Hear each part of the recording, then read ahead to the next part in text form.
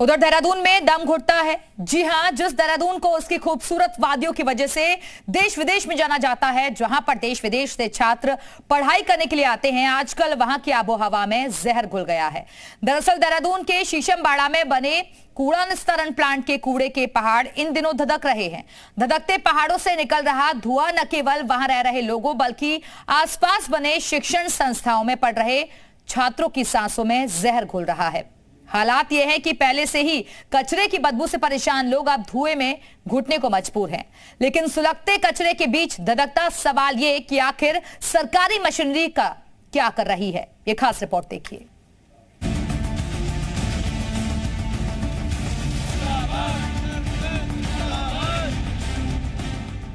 पहाड़ से निकल रहा यह धुआं कोई जंगल की आग का नहीं, बल्कि यह धुआं उस कूड़े के पहाड़ से निकल रहा है जो शीशमबाड़ा के कूड़ा निस्तारण प्लांट में बन गया है।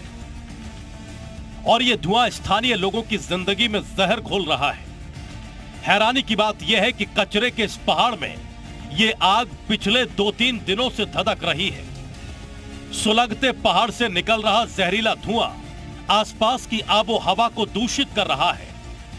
हालात यह है कि जहां एक तरफ इस धुएं से प्रदूषण फैल रहा है, तो वहीं सांसों के जरिए भी यह जहरीला धुआं फेफड़ों तक पहुंच रहा है। आग बुझाने के लिए फायर ब्रिगेड की गाड़ियों तक को मैदान में उतारा गया, लेकिन सुलगते कचरे में लगी आग इतनी अंदर तक पहुंच गई है कि अग्निशमन विभाग की भी सांस फूल गई है। स्थानीय लोग धरने पर बैठे हैं।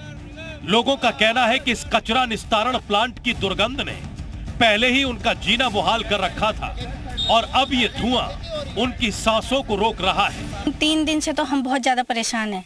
इतने परेशान हैं कि अपने घर के अंदर भी नहीं रह पा रहे हैं। इतनी धुंध, इतना धुआं कि क्या बताएं। अब मतलब शब्दों में बयान नहीं कर सकते हम। ऐसी स्थिति हो रही है हम लोगों की। न हम घर के अंदर रह पा रहे हैं, न घर से बाहर रह पा रहे हैं। ऐसी स्थिति हो रखी। स्थानीय लोगों का यह भी कहना है कि आसपास आबादी का क्षेत्र है, शिक्षण संस्थान है, लेकिन उसके बावजूद यहाँ पर कचरा निस्तारण प्लांट लगाया गया और जिस कंपनी को इसको संभालने की जिम्मेदारी दी गई, वो नियमों को ताक पर रखकर पूरी तरीके से अनदेखी कर रही है। 3-4 दिन पहले माननीय विधायक जी के साथ मैंने कूड़ा घर का विजिट किया था, तो स्थानीय लोगों की शिकायत पे हम वहाँ पहुँचे थे। तो विधायक जी ने कहा था कि मैं 5 तारीख को विजिट करूँगा, आप यहाँ पे अपना जो भी है इसे सुधार लीजिए। तो मुझे लगता है कि इसी उसमें इन्होंने साजिश के तहत यहाँ आग लगा दी है ताकि ये कूड़ा ना दिखाई दे विधायक जी को। लोगों का कहना है कि प्रदूषण की वजह से लोगों में बीमारियां फैल रही हैं। लोग इतने परेशान हो चुके हैं कि वो अब इस प्लांट को यहाँ से शिफ्ट करने की गुहार लगा रहे हैं। आग से कई प्रकार की जहरीली गैस पैदा हो रही है, जिससे कि यहाँ के वातावरण को, हमारे यहाँ के जो रहने वाले जो लोकल है 5 किलोमीटर, क्या यहाँ कम से कम 5 किलोमीटर के इर्द गिर्द 3-4 लाख लोग रहते हैं, उनके स्वास्थ्य पे फर्क पड़ता है। और साथ ही साथ जो लिंचिंग गंदा पानी जिसको बोलते हैं, वो आसन बैराज तक जो पानी जाता है, जो कि बाहर से हमारे विदेशी पक्षी आते हैं, उनके स्वास्थ्य पे भी फर्क पड़ता है। देवभूमि की खूबसूरत वादियों के बीच जहाँ से ये जहरीला धुआं निकल रहा है, यहाँ न केवल लोग रहते हैं बल्कि इसके पास कई शिक्षण संस्थान भी हैं, जिनके छात्रों को कचरे से निकल रहे धुएं की वजह से काफी परेशानियों का सामना करना पड़ रहा है। 3 दिनों से लगातार जो कूड़ा है वो जल रहा है। धुओं से जीना मुहाल हो गया है। गले में इरिटेशंस, खांसी एक सामान्य सी एक समस्या हमारे प्रांगण में, हमारे विश्वविद्यालय के प्रांगण में दिखी जा रही है। हमारे हॉस्टल के छात्र बुरी तरह प्रभावित हैं। हम लोग जो पठन पाठन का कार्यक्रम है वो ठीक ढंग से सुचारू नहीं कर पा रहे हैं। वादियों का शहर देहरादून, जो पढ़ाई के लिए देश ही नहीं बल्कि विदेशों में भी मशहूर है, लेकिन कूड़े के प्लांट के चलते यहाँ का जो हाल है, उससे न केवल यहाँ पढ़ने आए छात्रों के भविष्य से खिलवाड़ हो रहा है, बल्कि देश ही नहीं दुनिया में देहरादून को लेकर गलत संदेश जा रहा है। ब्यूरो रिपोर्ट, जी मीडिया।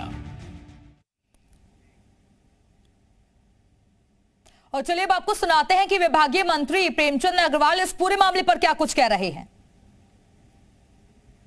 काफी दिक्कतों का सामना करना पड़ रहा है। कभी कचरे की दुर्गंध तो कभी आग वहां लग रही है और उसके कारण से जो धुआं उठ रहा है आम लोगों का सीधे तौर पर कहना है कि उनका जीवन वहाँ पर जीना दूभर हो गया। जो मैंने शहरी विकास विभाग की बैठक ली थी और इस विषय को मैंने खुद ने जो है फोकस किया था कि उसकी वास्तविकता क्या है, क्या वहाँ पे हम कुछ इस प्रकार का कर रहे हैं जो आपने कहा धुआं उठ रहा है, आग लग रही है या उसमें बदबू आ रही है। तो मैंने बहुत स्पष्ट तौर पे कहा कि यदि उसमें हम लोग जो कुछ दवा डालते हैं जिससे बदबू ना उठे और उसे उठाते हैं, जैसे आप कूड़ा उठाएंगे तो एक अंदर से जो उठेगी दुर्गंध उठेगी, तो उसके लिए हम क्या कर रहे हैं, ये सारी बातों की मैंने चर्चा की है। और आपको ये भी बता दूं, मैंने एक बहुत स्पष्ट निर्देश उसमें दिए हैं कि जो आप वहाँ दवा डाल रहे हैं उसमें किस प्रकार से मतलब वास्तविक जो धरातल में वो हो रहा है कि नहीं हो रहा, उसकी जानकारी कैसे मिलेगी। कहीं ना कहीं उसमें कागजों में काम तो नहीं हो रहा है कहीं। तो मैंने स्पष्ट तौर पे कहा कि वहाँ कैमरे लगाए, माना आपके वहाँ पे कुछ सामान जा रहा है, दवाई जा रही है, इस प्रकार का हम कुछ कर रहे हैं, तो वहाँ कैमरा लगाइए। यदि वहाँ कोई इस प्रकार का, जैसे आपने कहा धुआं उठ रहा है, इस प्रकार की चीज़ें हो रही, तो कैमरे में सब फिट होगा। तो बहुत जल्दी उसमें हम कैमरा लगाने वाले हैं ताकि वहाँ से जो भी समस्या हमारे वहाँ की स्थानीय जनता को हो रही है उससे कम से कम हम उस पिक्चर से क्लियर कर सकेंगे कि वास्तविकता क्या है। जनप्रतिनिधि जो वहाँ के हैं बीजेपी के ही विधायक हैं और वो खुद उसके खिलाफ कई बार आवाज़ उठा चुके हैं, जिस तरीके की दिक्कतें आम लोगों को वहाँ फेस करनी पड़ रही हैं। देखिए, माननीय विधायक जी का तो इस संदर्भ में मेरे से भी बातचीत नहीं हुई है, लेकिन जो आप मीडिया के माध्यम से मैं सुनता था, देखता था, इसी आधार पर मैंने बैठक में अपने आप ही एक स्वाभाविक रूप से एक सवाल उठाया था और उसका मैंने जैसा बताया। और यदि माननीय विधायक जी या अन्य कोई भी लोग उसमें कोई और अच्छा सुझाव दे सकते हैं तो उस पर भी हम विचार करेंगे।